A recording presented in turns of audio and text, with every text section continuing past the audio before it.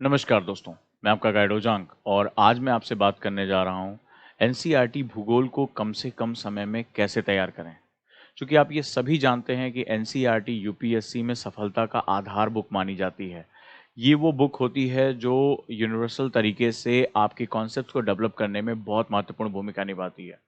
लेकिन एनसीईआरटी सिर्फ ये कह देने से कि आप इसको पढ़ लीजिए, ये बहुत मुश्किल हो जाता है क्योंकि ये अपने अंदर बहुत ही कम्बरसम डॉक्यूमेंट्स होते हैं। तो इसी के लिए हमने शुरू किया है एनसीईआरटी आंदोलन, जहां आज ओजांग आईएएस एकेडमी के सभी टॉप टीचर्स जो हैं, वो एनसीईआरटी की क्लासेस ले रहे हैं, साथ ही साथ आपको नए बैचेस के साथ जोड़ भी रहे हैं। आइए आज मैं आपसे बात करता हूं 10th क्लास की एनसीईआरटी के बारे में, जो कि एक काफ़ी लार्जर डॉक्यूमेंट है और यहाँ से एनसीईआरटी की जो डेप्थ है वो बहुत बढ़ जाती है। इससे पहले के वीडियो में मैंने आपको 6th, 7th, 8th और 9th के वीडियो के बारे में अवगत कराया कि आपको कौन सी टॉपिक, कौन सी हेडिंग, कौन सी सब हेडिंग पढ़नी है, जिसका मेरा उद्देश्य है कि आप कम से कम समय में एनसीईआरटी को कैसे प्रिपेयर कर सकते हैं। आज इसी श्रृंखला में मैं आगे चलता हूं और आपसे मैं बात करता हूं 10th क्लास की एनसीईआरटी, जिसका नाम है समकालीन भारत भाग 2 यानी कंटेम्प्रोरी इंडिया पार्ट 2। हिंदी और इंग्लिश में इसके जो टॉपिक्स और सब टॉपिक्स होते हैं वो इक्वल होते हैं, यानी यहाँ मैं दोनों के लिए बताता जा रहा हूँ। जो हमारा पहला चैप्टर है एनसीईआरटी का, बहुत ही इंपॉर्टेंट है और इसको हम लोग बोलते हैं संसाधन एवं विकास। हम ये बात जानते हैं कि जो रिसोर्स का चैप्टर होता है, इसको हम लोग रिसोर्स एंड डेवलपमेंट के नाम से जानते हैं। रिसोर्स किसी भी राष्ट्र में जो वैल्यू एडिशन होता है उसकी मूलभूत शर्त मानी जाती है। तो सबसे पहले रिसोर्स का प्रकार यानी उसका टाइप क्या है। दूसरा, how can you develop your resources, संसाधनों का विकास आप इस हेडिंग को कैसे करोगे। और ये बहुत ही इंपॉर्टेंट हेडिंग है, ये आपके मेंस के साथ जाकर भी अटैच होती है।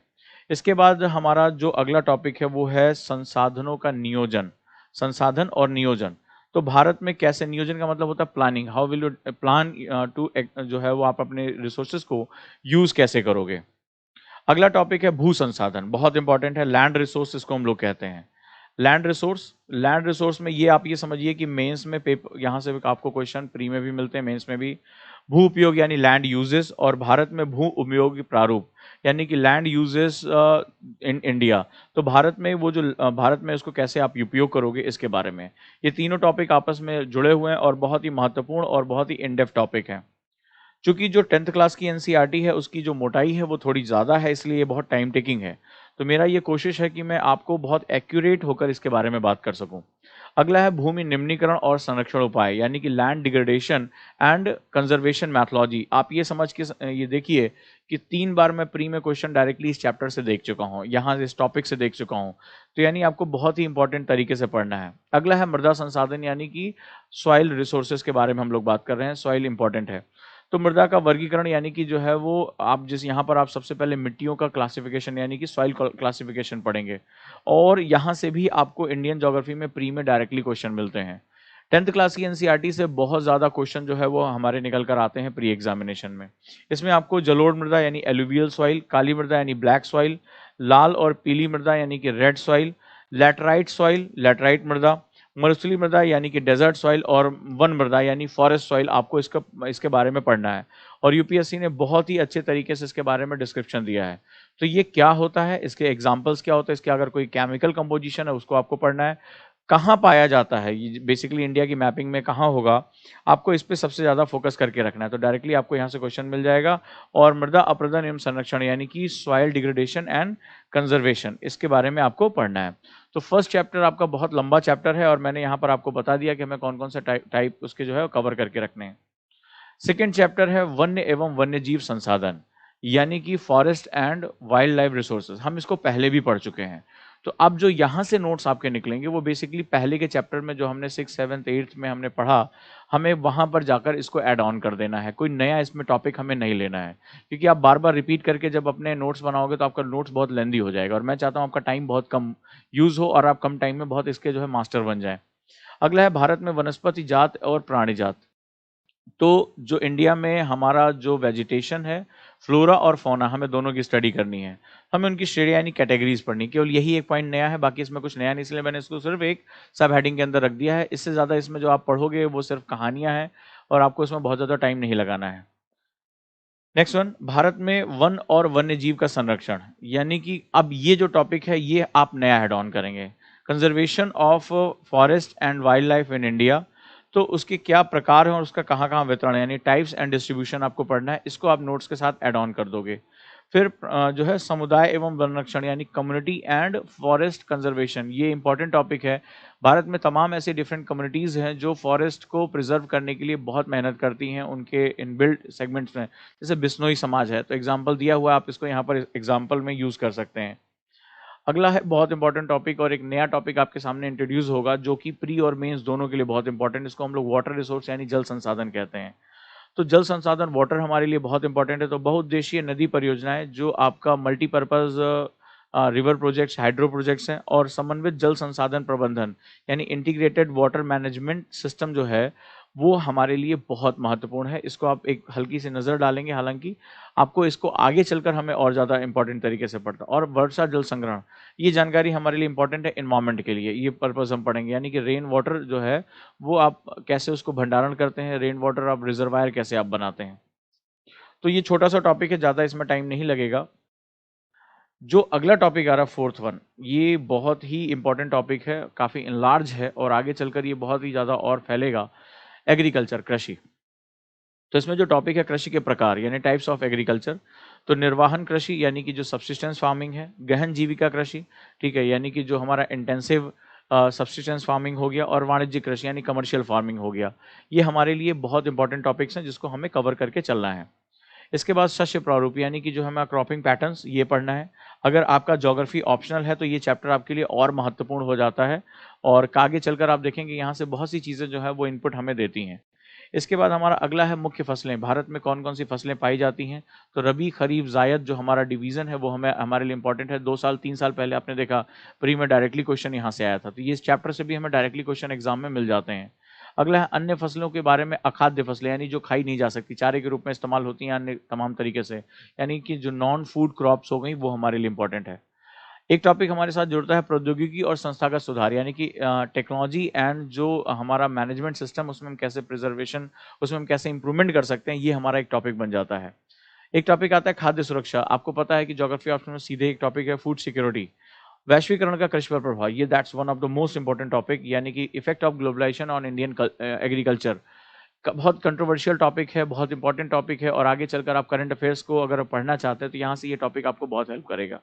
सो ये हेडिंग्स आपको कवर करनी है, रिमेनिंग आपको कोई पार्ट आपको इसके साथ नहीं कवर करना है, इतने में आपका काम हो जाएगा। आपके पास अगर एक्स्ट्रा टाइम है तो ही आप कवर करें। ये मैंने वो पॉइंट बता दिए जो एग्जाम के हिसाब से मेरा एक्सपीरियंस है कि यहाँ से क्वेश्चन आते हैं, इन पर जो है डिबेट पूछा जाता है, करंट अफेयर समझने में मेरी क्या क्या मदद होती है, उसके हिसाब से मैंने आपको ये टॉपिक दिए हैं। जो फिफ्थ चैप्टर है खनिज तथा ऊर्जा संसाधन यानी कि मिनरल एंड एनर्जी रिसोर्सेज। तो बेसिकली हम पहले भी 8th क्लास में इसके बारे में पढ़ चुके हैं, तो हमें नोट्स यहाँ नहीं बनाना, हमें पहले इसके बारे में नोट जो है उसी में हमें अपग्रेडेड करना है। तो सबसे पहले क्लासिफिकेशन यानी वर्गीकरण पढ़ना है। दूसरा प्रकार में लौह, खनिज, अलोह और अधात्विक यानी कि आयरन ओर्स जो हमारा आयरन मिनरल्स है। इसके बाद नॉन फेरस हो गया, फेरस, नॉन फेरस, और अधात्विक नॉन मेटालिक, ये 3 हमें जो है इसमें हेडिंग हमें वो पढ़ना है। ऊर्जा संसाधन यानी एनर्जी रिसोर्सेज में परंपरागत और गैर परंपरागत, हम पहले भी इसको पढ़ चुके हैं, हमें वहां जाकर इसको ऐड ऑन करना है, जिसमें कन्वेंशनल एंड नॉन कन्वेंशनल ये सेगमेंट्स हैं। साथ ही साथ ऊर्जा संसाधनों का संरक्षण कैसे करेंगे, उसको कंजर्व कैसे करेंगे, कंजर्वेशन हमें पढ़ना है। ये एक नया टॉपिक है। बाकी चीज़ों को आप पहले में जाकर कुछ अगर नया पॉइंट मिलता है, कोई नई जगह, कोई नया डाटा हमें मिलता है, तो हमें वहां जाकर उसको ऐड ऑन कर लेना है बस, हमें पूरी तरीके से नया नोट्स नहीं बनाना है, तभी आप जो है वो टाइम अपना बचा पाओगे। आ जाते हैं हम लोग इंडस्ट्री में, मैन्युफैक्चरिंग इंडस्ट्रीज में हम पहुंचते हैं। मैन्युफैक्चरिंग इंडस्ट्री में सबसे पहले इसके महत्व के बारे में बात करेंगे। ये सीधे सीधे मेंस का टॉपिक है, प्री में तो खैर आता ही आता है। फिर औद्योगिक अवस्थिति यानी कि जैसे इंडस्ट्रियल लोकलाइजेशन हम लोग बोलते हैं, कहाँ पर इंडस्ट्रीज पाई जाती हैं, तो ये क्वेश्चन यहाँ पर भी है। इसके बाद इसका वर्गीकरण यानी क्लासिफिकेशन बड़े अच्छे तरीके से किया गया है, और ये क्लासिफिकेशन अगर आप ज्योग्राफी ऑप्शनल के स्टूडेंट हो तो सीधे सीधे अगर आप ये टॉपिक आप पढ़ोगे, आपको बहुत अच्छे जो है इसमें आपको आंसर्स मिल जाएंगे, सीधे सीधे आपका टॉपिक कवर होता है। बाकी ये जो है वो ये प्री और मेंस दोनों के लिए इंपॉर्टेंट है। जिसमें जो मैंने उद्योग यहाँ पर रखे हैं वो उसमें से कई बार एग्जाम में क्वेश्चन आ भी चुके हैं। जैसे एग्रीकल्चर बेस्ड इंडस्ट्रीज, आपको पता है हर साल के लिए ये बहुत इंपॉर्टेंट है, यानी कृषि आधारित उद्योग। दूसरा खनिज आधारित उद्योग यानी मिनरल बेस्ड इंडस्ट्रीज। तीसरा है उर्वरक उद्योग यानी कि फर्टिलाइजर, ये इस साल के लिए बड़ा इंपॉर्टेंट बन जाता है। गवर्नमेंट ने इंडस्ट्रियल जो उर्वरकों को लेकर, अभी आपने देखा उत्तर प्रदेश में गोरखपुर में नया उर्वरक खाना जो पहले था उसको रिनोवेट करके उसको दोबारा शुरू किया जा रहा है। भारत अपनी जो फर्टिलाइजर जो कैपेसिटी है उसको काफ़ी बढ़ाना चाहता है। सीमेंट उद्योग, भारत इसमें बहुत ही ज़्यादा तेज़ी से आगे बढ़ रहा है और भारत की जो अवसंरचना निर्माण है, जो हमारा इंफ्रास्ट्रक्चर डेवलपमेंट है, उसके लिए सीमेंट उद्योग बहुत महत्वपूर्ण है। इसके बाद मोटर उद्योग भारत जो है इसके माध्यम में रोज़गार बहुत बड़ी मात्रा में पैदा कर रहा था। कोविड-19 से पहले ये भारत का सबसे सिरमौर उद्योग जो है बन चुका था, यानी हमारा जो automobile industry. And the last one सूचना प्रौद्योगिकी एवं इलेक्ट्रॉनिक उद्योग यानी information technology and electronic industries. Right, तो ये हमारे बेसिक इंडस्ट्रीज़ हैं जो इसमें हमें जो है वो बड़ा इंपॉर्टेंट हो जाता है। अब उद्योग होंगे तो प्रदूषण होगा और पर्यावरण का निम्नीकरण होगा, तो ये टॉपिक हमारे लिए बहुत इंपॉर्टेंट है। हालाँकि यहाँ से सिर्फ आप इसका बेस लेंगे कि जो इंडस्ट्रियल पॉल्यूशन होता है वो क्या होता है और डिग्रेडेशन ऑफ एनवायरनमेंट हमारा क्या होता है। बेसिकली इसी को बेस बनाकर जब आपकी अंडरस्टैंडिंग हो जाएगी तो इसमें आप एक जगह छोड़ देंगे नोट्स में। हर साल जो है वो इसकी रिपोर्ट्स आती हैं, उन रिपोर्ट्स को आपको इसी के साथ ऐड ऑन कर देना है ताकि आपका जो नोट्स हैं वो समसामयिक और कंटेम्पोरेरी हो जाए। मोर देन इनफ है आपकी तैयारी के लिए। जो मेंस के भी क्वेश्चन आते हैं इन्हीं रिपोर्ट्स को बेस बना के लिखना है। यानी आपको क्या करना है, एक पेज आपको उसके लिए छोड़ देना है रिपोर्ट्स को जो है वो अपडेट करने के लिए। नेक्स्ट है 7th क्लास, राष्ट्रीय अर्थव्यवस्था की जीवन रेखाएँ। तो हमारा मतलब होता है कि जो हमारी लाइफ़लाइन ऑफ नेशनल इकोनॉमी होती है।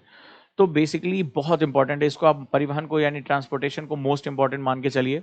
इसमें आपको स्थल परिवहन यानी लैंड में जो हमारा रोड्स स्पेशली जो होता है वो हो गया। रेलवे परिवहन यानी कि जो है रेलवेज़ ट्रांसपोर्टेशन, पाइपलाइंस एक इम्पॉर्टेंट परिवहन है।